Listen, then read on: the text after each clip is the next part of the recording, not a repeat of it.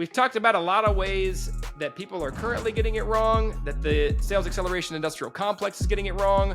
We've talked about some ways that we think we are getting it right and some things that we're doing different than a lot of those people are in 2024, going into 2024 to get sales right. If we had to talk about sales teams, sales orgs, we've worked collectively with hundreds of them. Why is it, if you had to boil it down to a few key things, that they fail over and over again? Why do sales orgs fail when they do? Sales orgs. Dude, this is so hard. It's a complex answer. Everything from, I think, we have made the North Star metric the wrong North Star metric. That's one. I think that 2, we have taken old ways of doing things. Let's take Predictable Revenue, Aaron Ross's book from 2010, 12, from that range. And we have made that the gold standard for how we build sales orgs. And what we don't realize is at the time of Aaron Ross writing that book, sales development reps were way underpaid, right? Or they're maybe properly paid at the time, but they were not a valued position. So they were getting paid $28,000 base salary with very little commission, maybe $10,000. Maybe you make $42K OTE. Tech stacks were not expensive, nor were there much at all, right? The sales acceleration thing did not exist. And so having a bloated tech stack was not a thing. And so tech wasn't that expensive.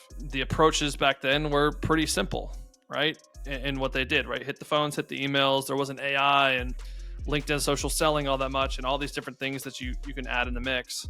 On top of that, AEs weren't that expensive, right? They were a 55K base, maybe 75 at most.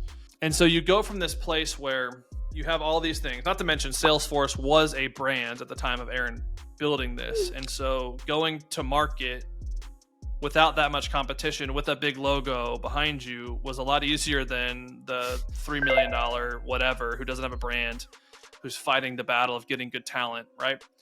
Because what we're finding nowadays is the SDR costs $55,000, $60,000 base plus $20,000 to $25,000 on top of that. So you're looking at an $80,000+ on target earnings. The data requirements for these people nowadays are substantial because connect rates are way lower, open rates are way lower, and these data companies rape you with their fees. And so you get paid a shit ton of money to these data companies to build a list for these people. The sales acceleration expectation of having the sales lofts or the outreach.ios of the world, having your intent data with 6sense, having your CRM, you having your conversational intelligence with Gong.io, you have all this shit that's expected on top of an expensive SDR, on top of now an expensive account executive.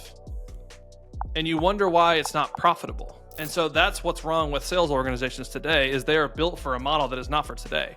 It's not built around profitability. It's not built around efficiency. It's built around this bloated technology, overpaid sales reps, and under supplied or enabled, right? We love to say sales enablement, but the best type of enablement for a salesperson is having the right fucking message to the right fucking person with the right type of list that you can follow up and call on into infinity. If you could do that, you will enable a sales rep. Instead, we call sales enablement Gong.io. So we can have AI tell me that I should say fuck 3 more times in this sales call because I'm 12% more likely to get them to the next call, right? Come on. God, you'd be so good at sales if that was the case. If all it took was profanities. Yes. That was really good. We're soft, we're bloated as an industry, and we're underperforming and under-enabled in the way that you actually need to be. Correct. And we're accepting it. Yeah. And the reason we're watching the implosion happen at the end of 2023 into 2024 is because we had a ton of money injected into our economy in 2020.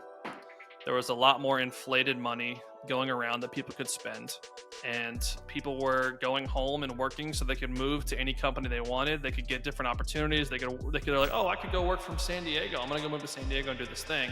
All the while, people got more money, which meant that more money got spent in the market, And then a correction happens, and we get a really shitty president and a really shitty administration. And we find ourselves in this place where all the money from COVID has dried up. VCs are not investing as much. They're putting a lot more pressure on their organizations. And when you have pressure on an organization, they make terrible decisions.